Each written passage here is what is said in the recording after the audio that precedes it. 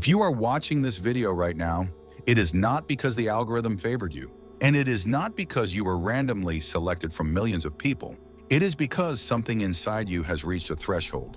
Not loudly, not dramatically, but quietly.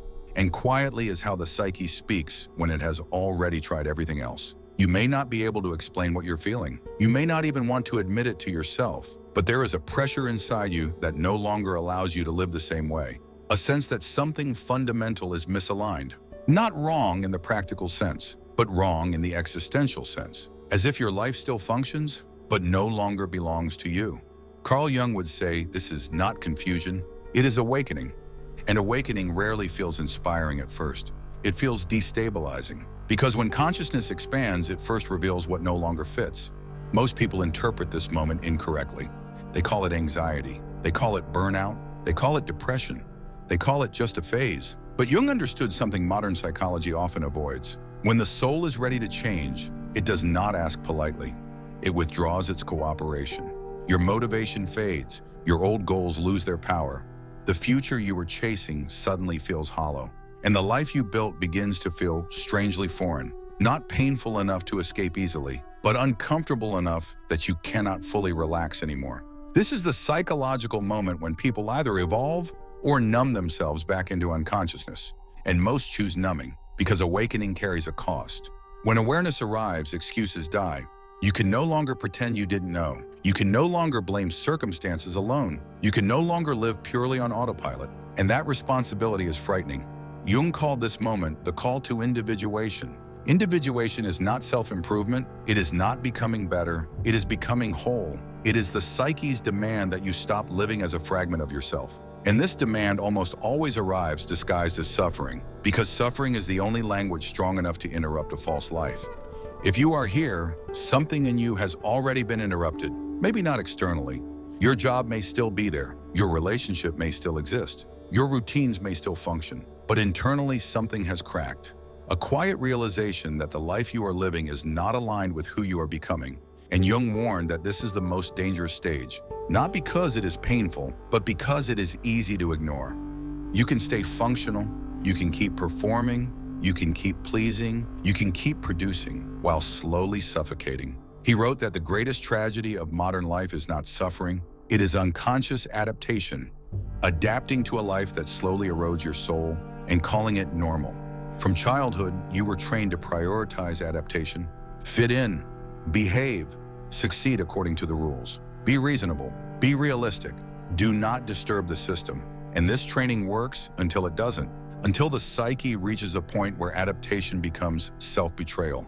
At that point, the unconscious intervenes, not to destroy you, but to save what remains authentic inside you.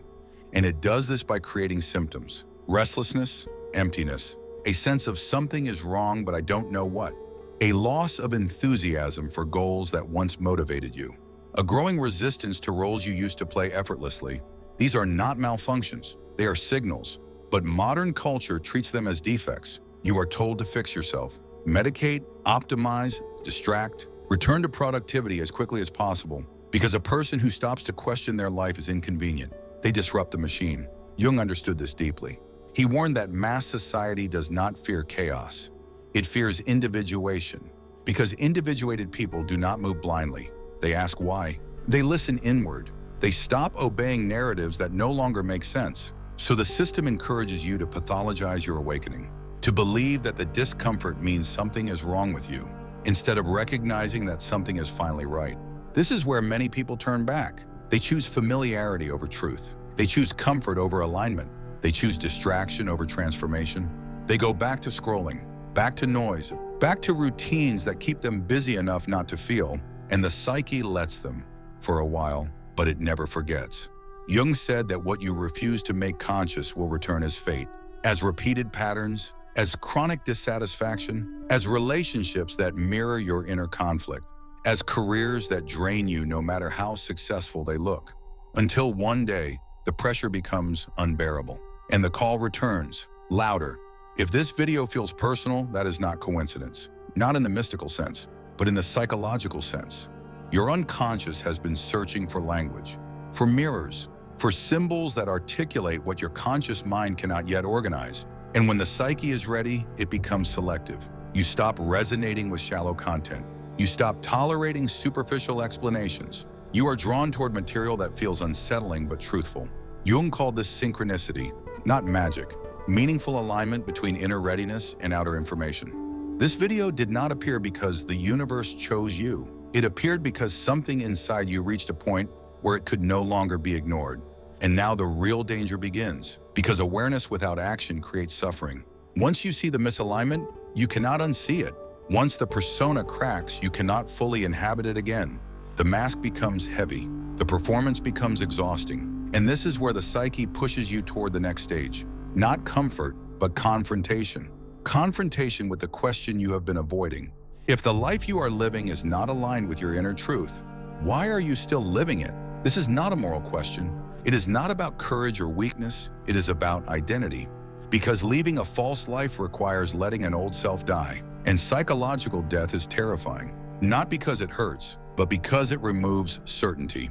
In the next part, we will talk about why this inner collapse feels so destabilizing, why suffering often intensifies right before transformation, and why feeling like you are falling apart is often a sign that something truer is trying to emerge.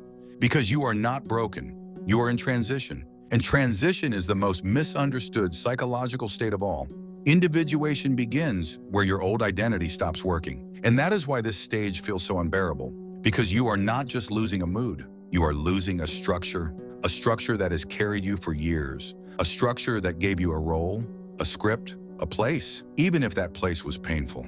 Even if that script was suffocating, at least it was known. And the psyche prefers the known over the true when the true requires uncertainty. So the moment you begin to wake up, the mind often panics. It tries to label what is happening. It tries to reduce it into something manageable. A diagnosis, a phase, a temporary dip, a motivation issue. Because if the mind can name it as just stress, then it can keep living the same way. But Jung would say something far sharper. The mind is not failing to help you. The mind is defending the persona. And the persona is the identity you learn to become in order to be accepted, safe, and rewarded. The persona is not evil, it is necessary. We all need a persona. You cannot survive in society without adapting. You cannot hold a job, build relationships, function in public without wearing a social face. Jung understood that adaptation is part of psychological health, but he also warned that adaptation becomes pathological when it requires the abandonment of the self. When the persona becomes the whole of you, when it becomes a prison, and prisons always begin as protection. At some point, you learned who you needed to be. Maybe you learned that being too emotional was punished. Maybe you learned that being too ambitious made you a target. Maybe you learned that being honest caused conflict. Maybe you learned that being needy got you rejected. So you adjusted. You became efficient. You became agreeable. You became strong. You became fine. You became the version of yourself that could survive. And you probably became good at it. So good that people started praising you. They called you mature, responsible, reliable, disciplined, independent.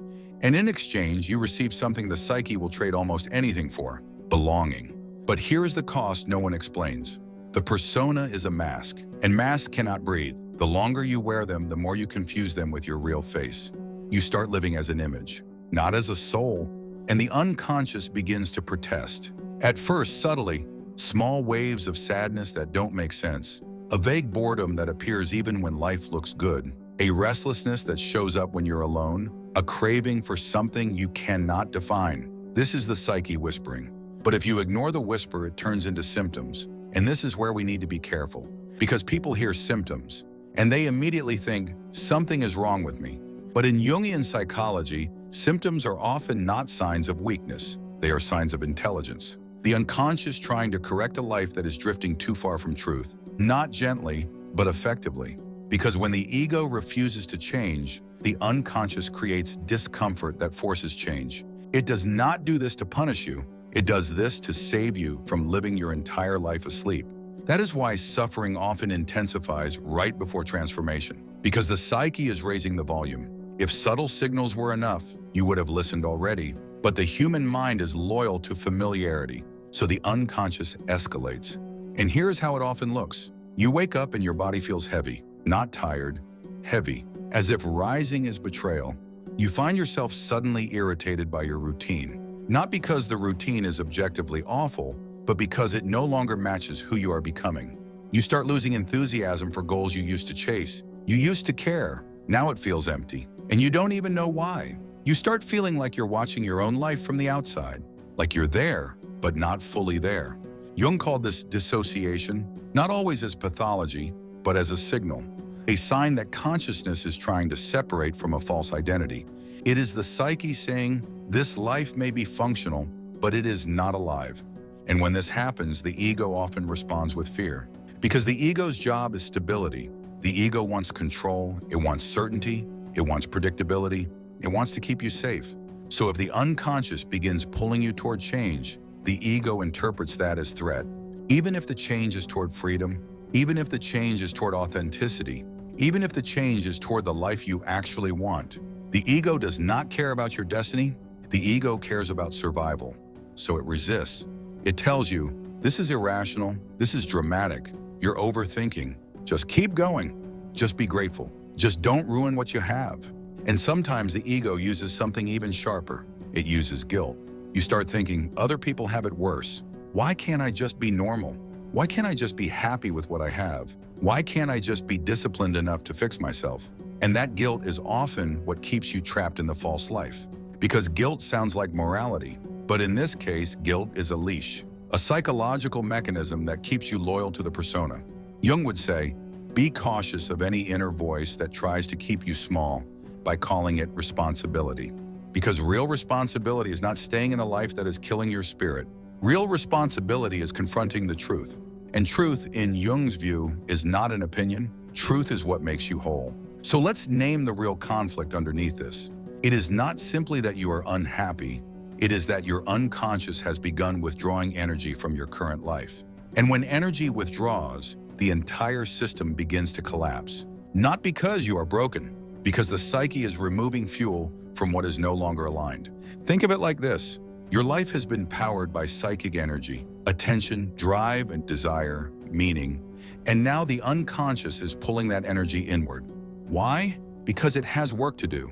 Individuation requires inner construction. It requires dismantling old structures. It requires grieving illusions. It requires integrating shadow. And this cannot happen while you are constantly performing. So the psyche pulls you inward, and it creates what many people call a crisis. But Jung would call it an initiation, a descent. Because in every myth, the hero does not transform in comfort. The hero transforms in darkness. The hero goes into the cave, the underworld, the desert, the unknown. Jung believed these myths are not just stories. They are maps of the psyche, and your collapse is the entrance to that cave. Which is why this stage feels like you are losing yourself. Because you are. You are losing the old self, the false self, the self that was built to survive. And when that self begins to die, the ego panics. It thinks, I am dying, but what is dying is a persona, a mask, a role, not your essence. This is also why people often sabotage themselves when transformation begins. Not because they want to fail, because part of them fears the rebirth, because rebirth means you cannot go back. And the ego wants the option to go back, so it tries to keep the old life intact. It tries to keep you in the known, even if the known is miserable, even if the known is numbness, even if the known is a life that feels like slow death. Now here is where the competitor video does something powerful, but also where it risks gaslighting. It pushes inevitability, and it's not coincidence too hard, and some viewers feel manipulated. So we're going to do it better. We're going to ground it in Jungian psychology without pretending the universe is your personal stage. So hear this clearly. If you found this video at a moment when you feel unusually vulnerable, that does not mean fate chose you. It means your psyche is seeking mirrors. It means your unconscious is scanning for language. It means you are at a threshold where the old explanations are no longer enough. And that is why you are drawn to content like this. Because the psyche is not just trauma, it is intelligence. It is a balancing system. It tries to heal you by pushing you toward wholeness, and it will use everything available. Dreams, symptoms, relationships, even technology, even timing. Not because the algorithm is magical, but because your attention is no longer random. Your attention is being guided by what your unconscious needs. This is where Jung's concept of synchronicity becomes psychologically useful. Synchronicity is not superstition, it is meaningful alignment. Inner state meets outer symbol, Your psyche is ready, so you notice what you previously ignored. You are in pain, so a message hits deeper. You are at a threshold, so a sentence feels like it was written for you. This is not proof of destiny, it is proof of readiness, and readiness is terrifying.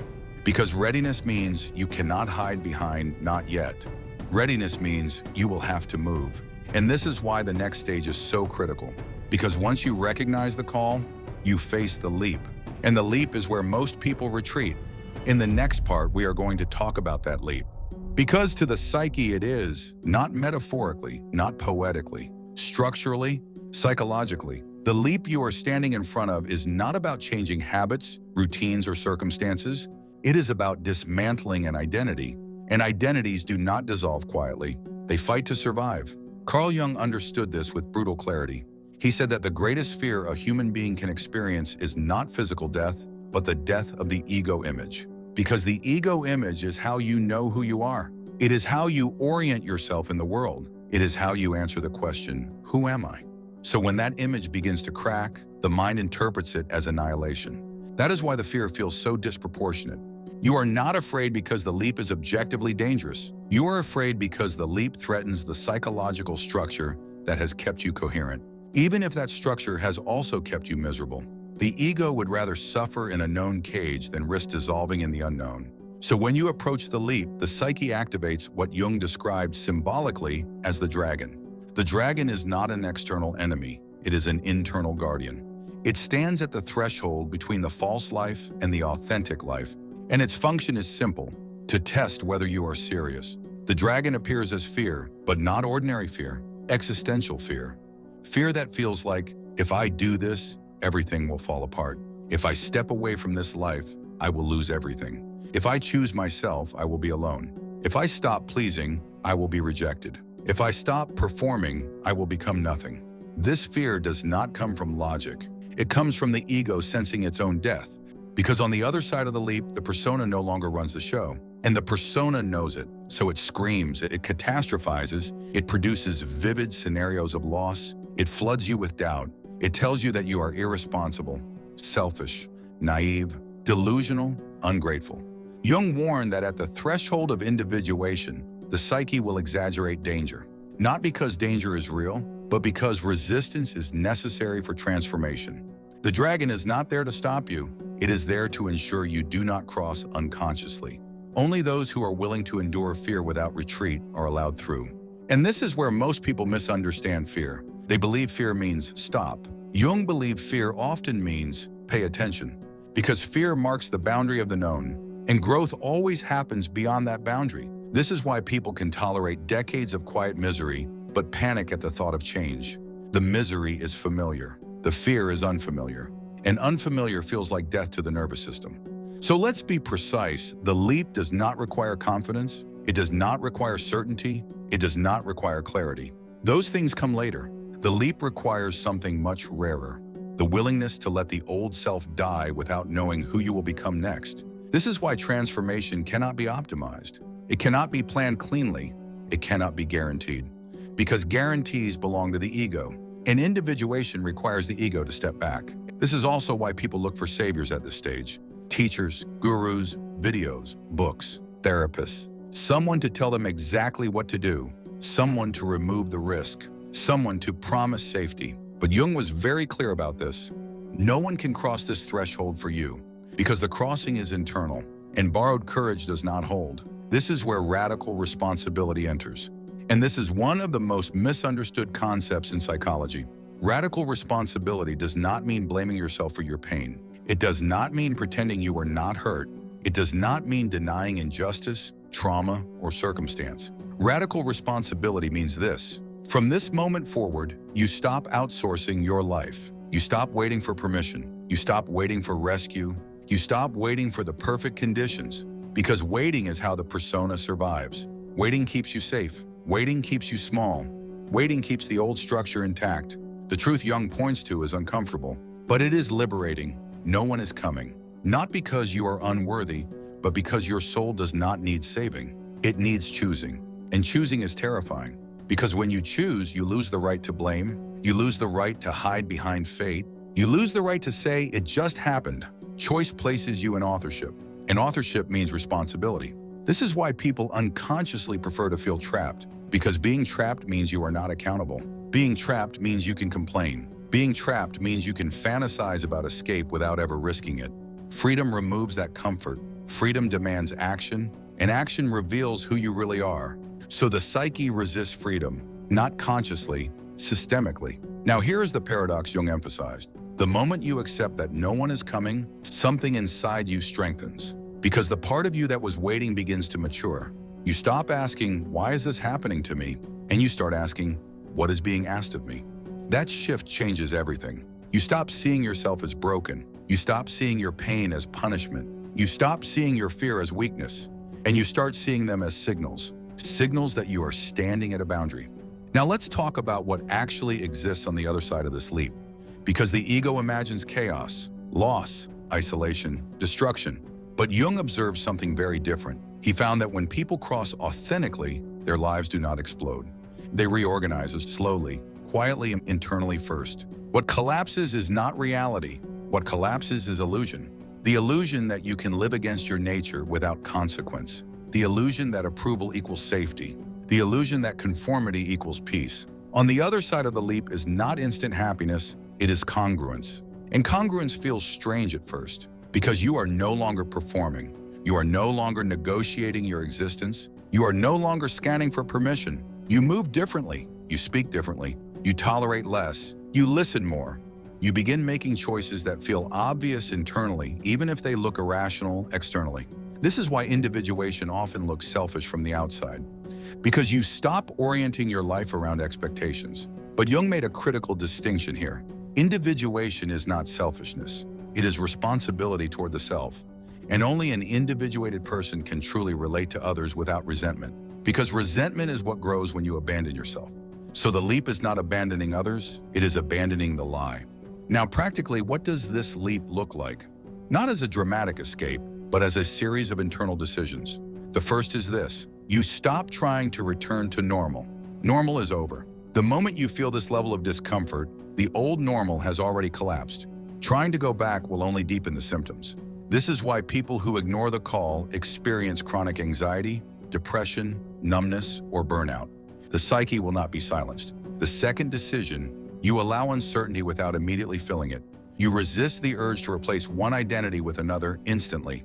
You do not jump from one script to another, you stay in the in-between. This is extremely uncomfortable, because the in-between has no status, no validation, no clear direction, but this is where the unconscious does its most important work. The third decision: you take one small action that aligns with truth instead of fear. Not a grand overhaul, not a dramatic declaration, one action, a conversation you have been avoiding, a boundary you have been afraid to set, a step you have been postponing, and you take it while fear is present, not after fear disappears. Because fear disappearing is not the signal.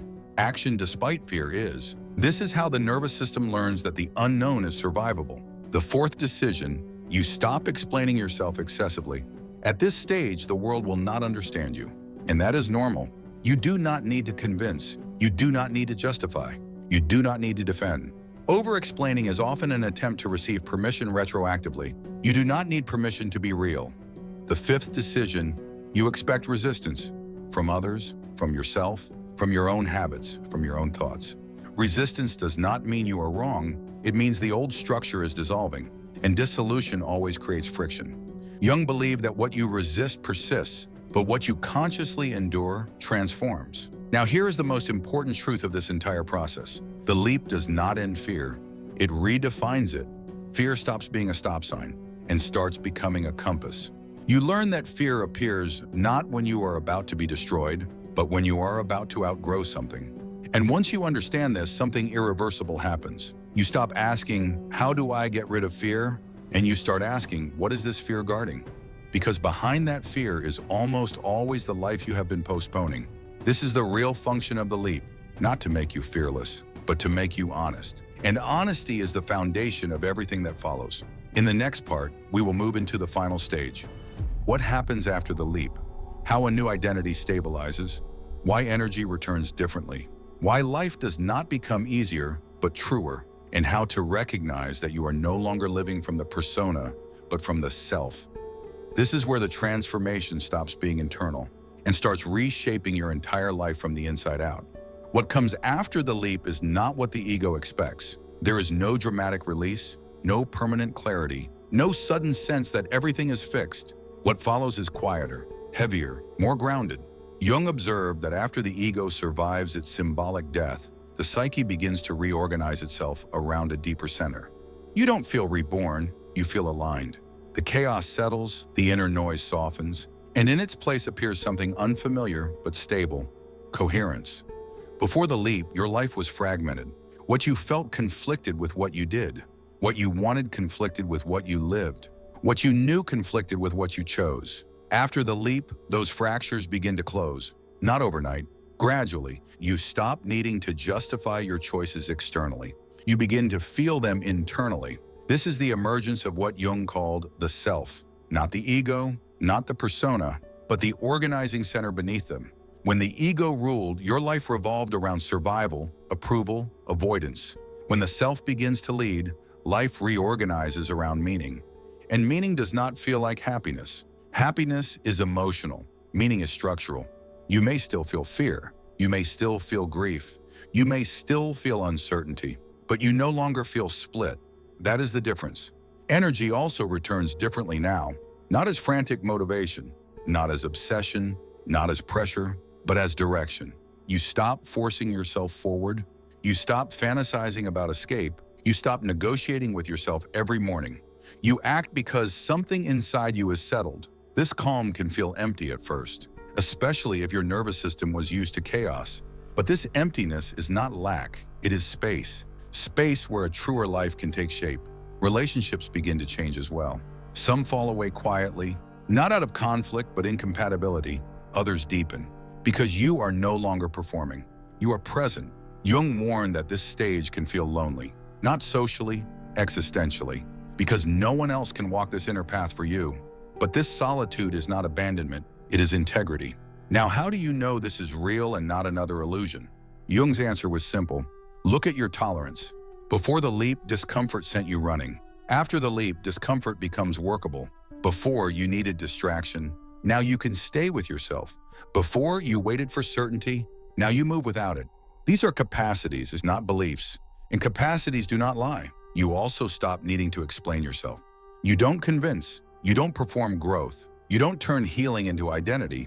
The work becomes quiet, internal, invisible. This is why real individuation is rarely recognized by others. There is no badge, no aesthetic, no final version of you, only alignment. And alignment has consequences. You say no sooner, you leave earlier. You stop betraying yourself in small ways. Like, it can feel harsh, but it is not cruelty. It is boundaries forming where there were none.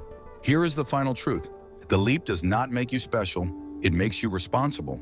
Responsible for listening. Responsible for choosing truth over comfort. Responsible for acting when you know. Individuation is not completed, it is practiced. Daily, in ordinary moments, you drift, you notice, you return, again and again. Once you learn to listen, your life no longer needs to collapse to get your attention. The signals become softer, the corrections smaller, the suffering more instructive than destructive. So do not rush, do not dramatize, do not demand certainty. Just stop lying to yourself. Take one honest step, then another. Let the life that no longer fits fall away, and allow the one that is emerging to take its place, slowly, imperfectly, truthfully. This is not the end. It is the moment you stop living someone else's life. And that is where everything real begins.